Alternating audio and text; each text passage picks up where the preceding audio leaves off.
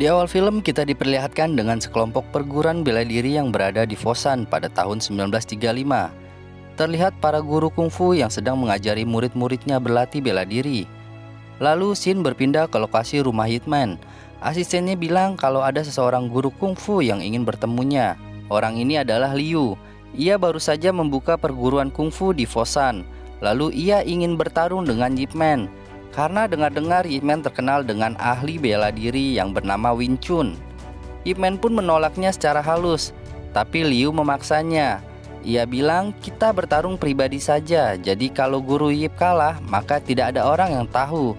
Guru Yip pun menyanggupinya, tapi dia mau makan dulu bersama keluarganya dan mengajak Liu untuk makan bersamanya. Selesai makan, Ip Man merokok dulu, sedangkan Liu lanjut makan makanan ringan. Di waktu yang samaan, ada anak remaja yang sedang mengambil layangan nyangkut di teras rumahnya Ip Man. Ip Man dan Liu pun akhirnya bertarung. Saat Liu terpental, remaja itu melihat dari jendela. Ip Man kembali melancarkan pukulan Wing Chun-nya itu hingga Liu menyerah dan mengakui kekalahannya. Sebelum pulang, Liu meminta kepada Guru Yip untuk merahasiakan pertarungan ini. Kemudian Shin berpindah ke sebuah restoran yang dimana ada anak remaja itu, dan ia pun sedang menceritakan kekalahan Guru Liu kepada teman-teman dan para pengunjung restoran. Tak berselang lama, Guru Yip ke restoran itu untuk menemui teman bisnisnya yang bernama Kuan. Di tempat lain, Liu sedang mengawasi muridnya. Mendapat kabar bahwa dirinya dikalahkan dengan Guru Yip, Liu pun bergegas ke restoran dan mencari anak itu.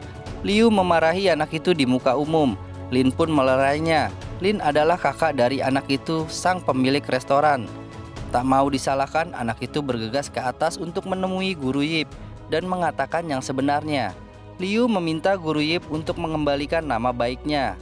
Lalu Lin menyeret anak itu dan melorotkan celananya. Di saat itu pun orang-orang menertawakannya. Lalu tiba-tiba aja polisi Lizhao datang. Dia meminta agar berandalan kungfu ini tak bikin ribut. Dia juga bilang bahwa kungfu itu kan kuno.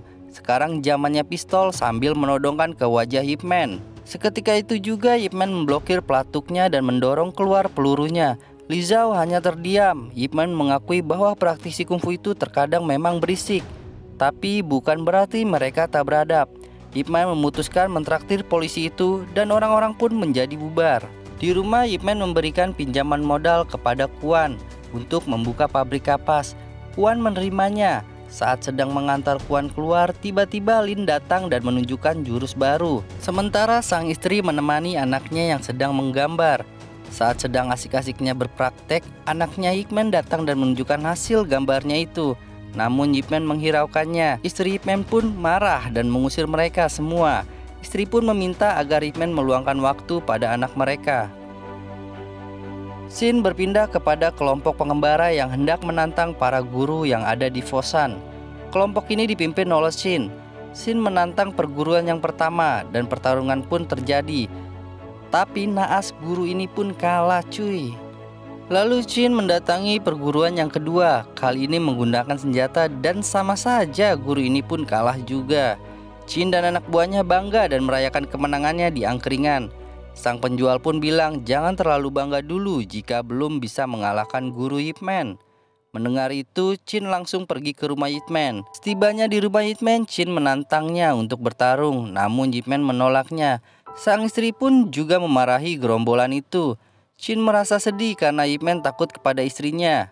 Shin bilang ke istrinya bahwa ia tidak akan melukai, bila perlu Shin juga tak akan menggunakan tangannya.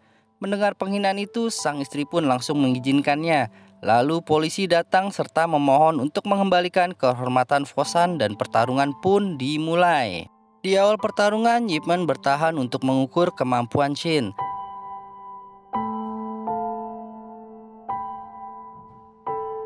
Setelah itu, Ip Man melakukan serangan-serangan yang membuat Shin keteteran.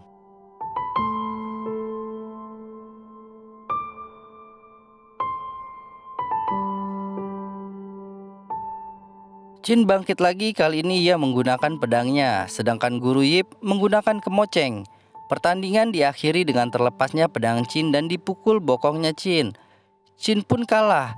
Mereka keluar sambil diserang warga Fosan. Sejak saat itulah warga Fosan jadi sangat menghormati Ip Man. Saat belanja di pasar, Ip Man selalu mendapatkan barang-barang secara gratis. Itu semua dilakukan bentuk terima kasih kepada warga Fosan yang telah menjaga martabat Fosan. Namun kisah indah itu berubah pada tahun 1937 saat Jepang menduduki Cina. Banyak orang-orang yang mati kelaparan.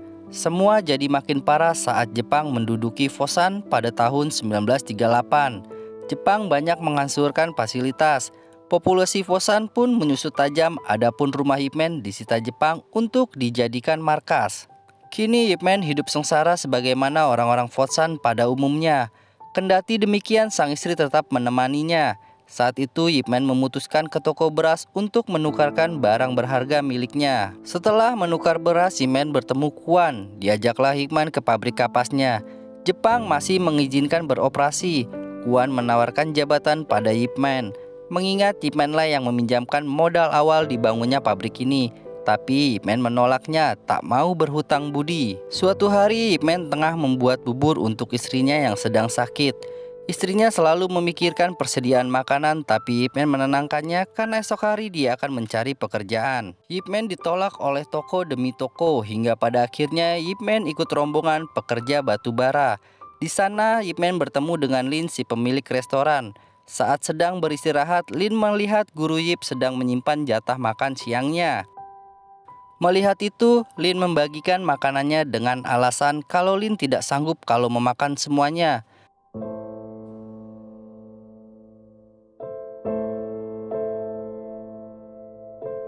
Lalu Lin tersadar bahwa kalengnya hilang. Saat tengah mencari kaleng itu, tiba-tiba tentara Jepang datang. Di sini Li Zhao kini menjadi penerjemah Jepang. Jenderal Jepang mendengar bahwa orang-orang Fosan jago kungfu, maka dia ingin mengundang orang-orang Fosan untuk bertarung dengan para karatenya. Jika menang, ia akan mendapatkan beras. Orang-orang Fosan pun bersemangat. Lin juga ikut serta ke sana, sedangkan guru Yip tidak ikut. Tibalah mereka di lokasi. Terlihat guru Liu sedang menghajar karateka. Ia menang dan mendapatkan beras. Melihat ketangkasannya itu, Jenderal Mira ingin bertarung juga. Dia ingin melawan 3 orang Fosan sekaligus. Jenderal akan memberinya beras menang ataupun kalah. Hanya dengan sekali serangan, Jenderal menumbangkan 3 orang sekaligus. Lin bangkit dan melawan lagi. Alhasil Lin dihajar sampai batuk darah. 2 orang Fosan mengaku menyerah, tapi Lin menyerang lagi. Jenderal pun menghajar Lin sampai terpental. Keesokan harinya Ip Man bekerja kembali. Ia tiba-tiba melihat ada kaleng di bawahnya. Ip Man pun menyimpannya. Saat sedang makan siang, Li Zhao dan Jepang datang lagi dan mengundang untuk bertarung. Ip Man menghampiri Li Zhao dan menanyakan Lin. Li Zhao mengaku tak tahu. Ip Man terus bertanya, tapi Li Zhao menghiraukannya. Akhirnya Ip Man pun ikut ke tempat kemarin berharap bertemu dengan Lin. Di TKP Ip Man melihat Liu yang sedang menang. Liu meminta bertarung melawan 3 orang lagi. Jenderal pun mengabulkannya. Liu melawan mereka dengan susah payah dan pada akhirnya Liu menyerah. Lalu sehendak pulang ia mengambil berasnya, tapi tiba-tiba kepala Liu ditembaknya. Melihat itu Ip Man pun marah kepada Li Zhao. Ternyata menembak itu adalah Kolonel Sato. Sato melarang peserta membawa beras jika sudah kalah. Jenderal pun marah atas tindakan itu. Jenderal bilang ini hanya turnamen, jangan ada penembakan lagi. Ip Man berteriak kepada Li Zhao. Ia marah dan ingin bertarung. Ip Man bertanya apakah Lin dipukuli sampai mati. Li Zhao tak menjawab dan membukakan pintunya. Ip Man meminta 10 orang sekaligus. Li Zhao melarangnya karena itu sangat berbahaya. Ip Man tetap bersikeras. Jenderal pun kaget mendengar itu. Tapi ia tetap mengabulkannya dan kemudian pertarungan pun dimulai.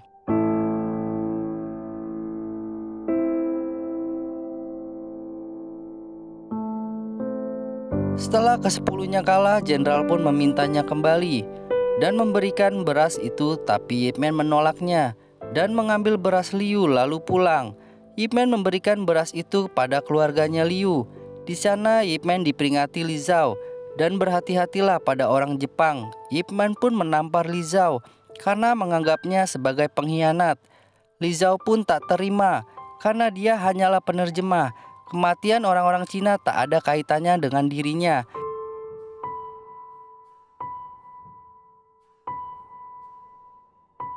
Sesampainya di rumah, sang istri pun mengobati luka Ip Man. Ip Man pun salut karena istrinya setia kepadanya. Kemudian scene berpindah ke gerombolan di mana mereka sedang menghadang truk yang dipimpin oleh Chin. Saat truk berhenti, anak buah Chin pun berdatangan untuk mengambil alih truk itu. Lalu mereka pergi ke pabrik kapas. Chin meminta uang kepada Kuan, tapi Kuan pun tak ada. Lalu Kuan dipukuli. Melihat ayahnya dipukuli, anaknya pun pergi ke tempat Guru Yip. Ia melaporkan kejadian itu. Tapi sayangnya sebelum Guru Yip datang, mereka keburu pergi dan berjanji akan datang lagi. Salah satu kelompok itu ternyata ada adiknya Lin. Setibanya di pabrik, Ip Man melihat Kuan yang cedera tengah bekerja. Kuan memohon agar Ip Man mau mengajarkan Wing Chun. Permohonan itu akhirnya diikuti oleh semua buruh pabrik. Akhirnya Ip Man pun menyetujui lalu mengajarinya.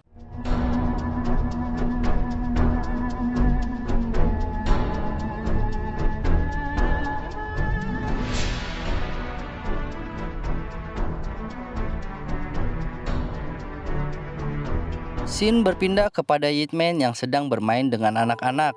Dan ia pun kedatangan tamu orang Jepang yang mana itu adalah Kolonel Sato. Namun tiba-tiba istri Ip Man pun turun. Melihat istri Ip Man yang sangat cantik, Kolonel Sato pun menghampiri. Spontan Ip Man pun menghajar Sato dan anak buahnya sampai pingsan. Li Zhao pun mengajak keluarganya untuk bersembunyi. Setelah itu Li Zhao pun dihajar habis-habisan oleh Sato karena membiarkan Ip Man kabur. Dan jenderal pun bilang untuk mengerahkan pasukannya dan menemukan keberadaan Ip Man. Li Zhao akhirnya pulang dengan muka babak belur. Ia menemui Ip Man di kamarnya. Ip Man pun berterima kasih kepada Li Zhao untuk apa yang ia lakukan kepada keluarganya. Keesokan harinya Chin datang lagi meminta uang. Kali ini para buruh siap menghadapinya.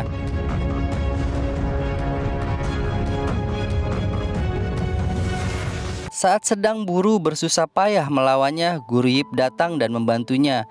Dengan sigap dan cekatan, Guru Yip mampu menghabiskan satu persatu gerombolan itu.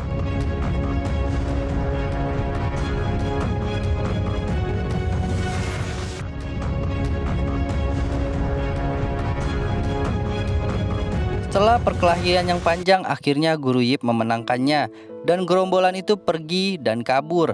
Lalu Ip Man memanggil adiknya Lin yang berjalan pincang. Dan Ip Man pun memberikan kotak kepada adiknya Lin. Lalu ia pun kesal dan menepisnya. Ip Man pun kemudian mengambilnya lagi dan memberitahunya bahwa Lin kakaknya sudah tewas di tangan Jepang. Mendengar itu, adiknya Lin menerimanya dan Ip Man pun pergi. Ia pun menangis bahwa kaleng itu berisi sebuah layangan.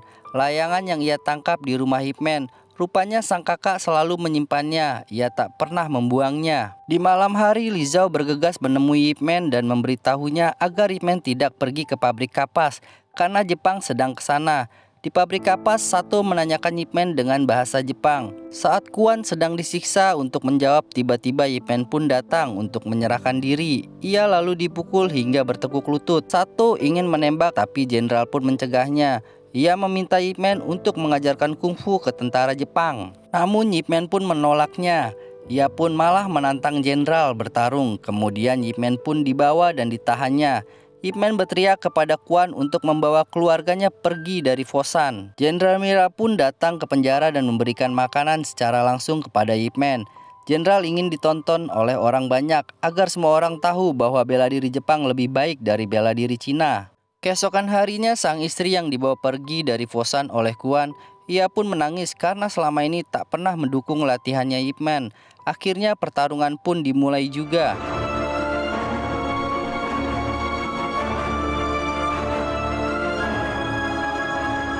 Rupanya istri Ip Man dan Kuan kembali ke Fosan untuk melihat Ip Man. Saat melihat jenderal kalah dan babak belur, warga Fosan pun berteriak kegirangan. Namun tiba-tiba Kolonel Sato pun menembaknya hingga terjatuh. Seketika itu juga warga pun berontak.